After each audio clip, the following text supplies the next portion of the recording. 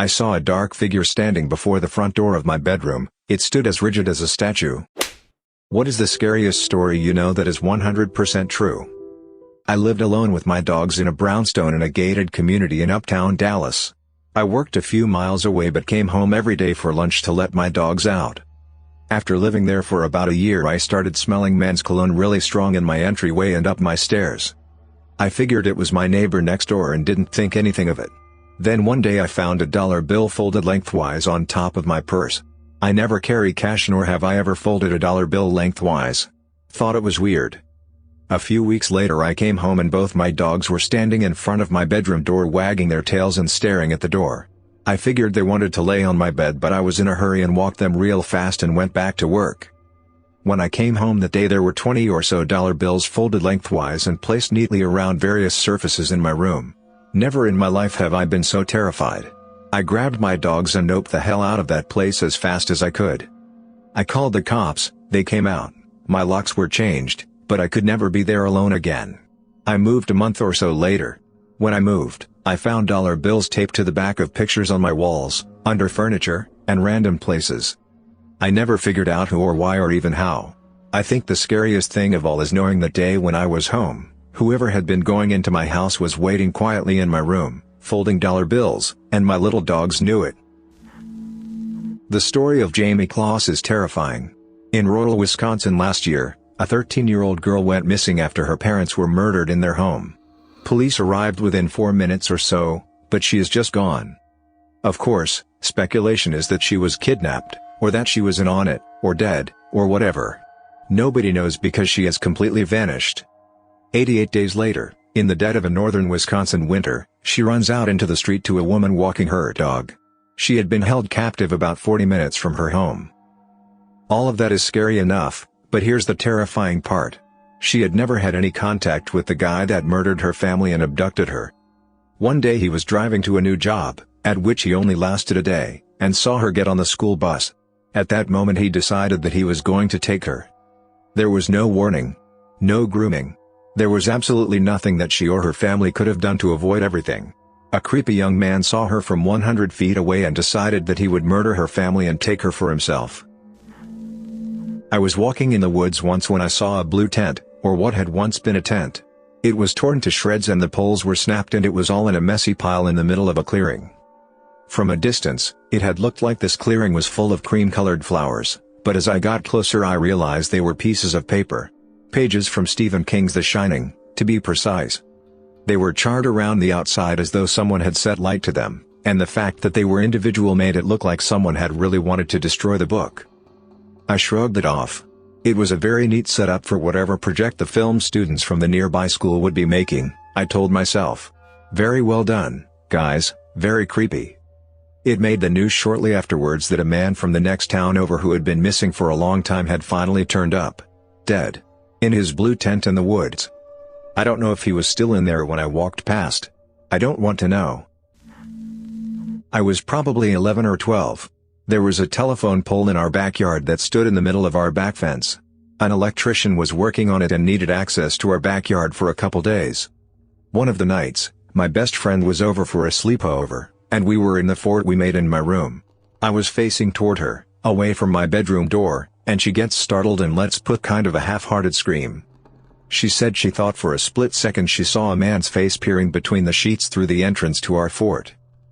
We both felt really creeped out the rest of the night but just fell asleep eventually. The next day or so my family realized that 2 of our motor scooters we kept in the back were missing, and sometime later my dad recognized the electrician on Sacramento's Top 10 Wanted.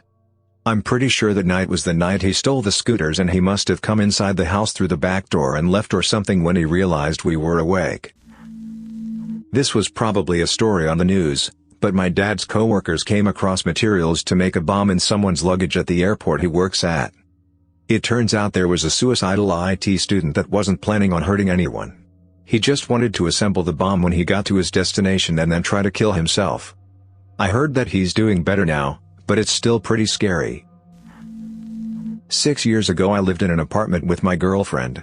I was lying in bed with her, and awoke around 3 a.m. The bedroom door was open, and through the doorway you could see into the kitchen. Above the sink in the kitchen was a rectangular hole that made a bit of an indoor window to see the front door, as the kitchen itself was enclosed. When I awoke, I looked around, took a sip of water, placed it back on the nightstand. My eyes fell on my girlfriend, who was fast asleep and probably the most precious-looking sleeper in the entire world. I smiled. I was happy. I then heard an abrupt creak from the living room. I swiveled my head to look out the bedroom door from my bed. Through that little rectangular window above the sink, I saw a dark figure standing before the front door. Arms limply swayed beside its still body, which stood as rigid as a statue. With a shudder of disbelief, I blinked. In that split second, this thing was now looking through the window, above the sink. But I still couldn't make out any of its features. I thought I was just seeing things. My heart began to pound. Blink, it was in the kitchen now. Standing there. Its whole body facing me. I could now make out wisps of hair dangling from her head. Blink, a hand was now clutching the doorframe, and only her head peeked around the side. She gazed at me. Almost into me. Like a starving prisoner catching sight of a plate of food, her head cocked before her body as if there was something in me she wanted. Something she desperately needed. Something she would take. I started breathing fast.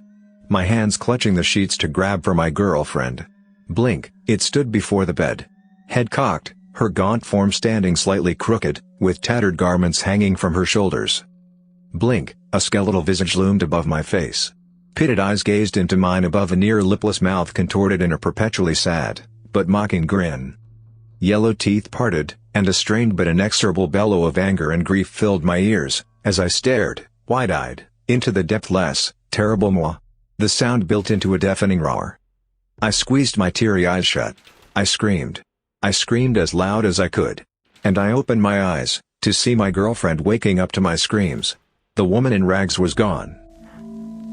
After a cross-country meet, my team's bus finally made it back to school pretty late at night. Not quite midnight, but pretty close. As a team we all celebrated our victory together very briefly before heading out with our respective families, however. I was one of the only athletes on that trip who had their own car. So I made the long walk down to the student parking lot with another runner that I promised to drop off on my way home. We were talking about the meet, how she finally hit her PR, and how she appreciated me driving her home this late up till we got to my car and loaded our school stuff in the trunk. I went ahead and cranked up my car while she finished put her stuff away, when the passenger side door is thrown open and she jumps in screaming, "Drive bro monster." Given her hysteria, I didn't ask why and I just slammed on the pedal and we sped out of the parking lot. While we were exiting the parking lot, I saw a flash of what looked like two glowing red eyes like the headlights were reflecting a wild animal's eyes, and what I assumed to be teeth reflecting light similarly to the eyes only white. Naturally, this sent me into what was essentially a pseudo-panic state. My heart was beating so hard I thought it would crush my lungs, everything was a blur, and it was like my limbs were on autopilot. I couldn't feel my hands gripping the steering wheel, but there is still a section on it that is missing the fake leather because of how hard I was gripping it or something. Luckily it seems that my body wouldn't allow my passenger to be hurt by my panic. We managed to drive a good ways away and turn onto the highway that runs close by our school and then turned off at an open gas station to recover. As it turns out, my trunk was still open and we lost most of our school supplies in the mad dash out of the school. My friend almost wouldn't talk to me, she was trembling so bad, but I managed to get her side of the account out of her. Apparently she saw something in the football field the parking lot was adjacent to. At first she thought it was a large buck grazing on the grass, but when I cranked up my car, it stood up and turned to face us. Standing up, her best description she could think of was if Slender Man had deer antlers and was more muscle-bound. After we were both recovered enough, I drove her home and agreed to go back to school that afternoon since it was a weekend, to make sure there was actually something there. I couldn't sleep barely any that night. I hoarded a variety of weapons close to my bed, and set up Pornhub to calm myself down and distract my mind. When the next morning came around, the girl and I waited until it was well into the day before I went to pick her up. With a newfound courage that came with the sunlight, and the somewhat illegal possession of 20-gauge shotgun on school property, we arrived at the parking lot to find all of our stuff torn to shreds like a pack of animals were looking for food. We've never had any problems with people disappearing in my area either before or since that day, and no one else had seen anything else like that. So both of us decided to write it off as a trick of tired minds and some wild animals. We still occasionally contact each other when we have to go out in the dark for some moral support, and as far as I know, we both carry at least a pocket knife. When I was about 13, I was an adventure explorer wannabe. I used to pack a tent and survival gear to go camping up the hill about 4 miles from my house, elevated 1,200 feet. I set up my tent in this small field almost entirely surrounded by woods. I made my beans, went to sleep. I was woken up at 3 a.m. to the sound of what I thought was a wild animal approaching the tent, not unusual. Woke up at sunrise, opened the tent and found a parcel wrapped in white aged cloth, tied in straw string with a note on top, "Welcome friend." Inside the parcel, get this, a calf leg/hoof. Never told a soul about it to this day. Scared the soul out of me. Never went camping again, and didn't stop thinking about it for months. My uncle, when he was in his teens, witnessed a UFO event. He was at the beach in the middle of the day when he saw an oval-shaped object about half a kilometer up in the sky. He said that everyone, there were over 100 other people at the beach, and they all witnessed this, could see that the object was huge, big enough that if it had come down, it would have flattened the entire beach. Everyone watched it for about half an hour, and during that time it didn't move one bit. Heaps of people were just standing or sitting around, watching it. My uncle said, and this is an almost direct quote, "You know how you sometimes feel like you just have to get out of a place, like you have to take off running? Well, this was different. You felt the opposite, like you had to stay." After half an hour, the object started moving very slowly, and then it just shot sideways extremely fast and disappeared. No plane or human-made flying object could have moved in that way, or looked like that, unless the government was or is developing technologies we know nothing of, a strong possibility. Thanks for listening to Radio TTS. Hit the subscribe button and activate the notification bell for more creepy videos. Click the right box for the creepy Reddit videos playlist. Share your own scary story in the comments below.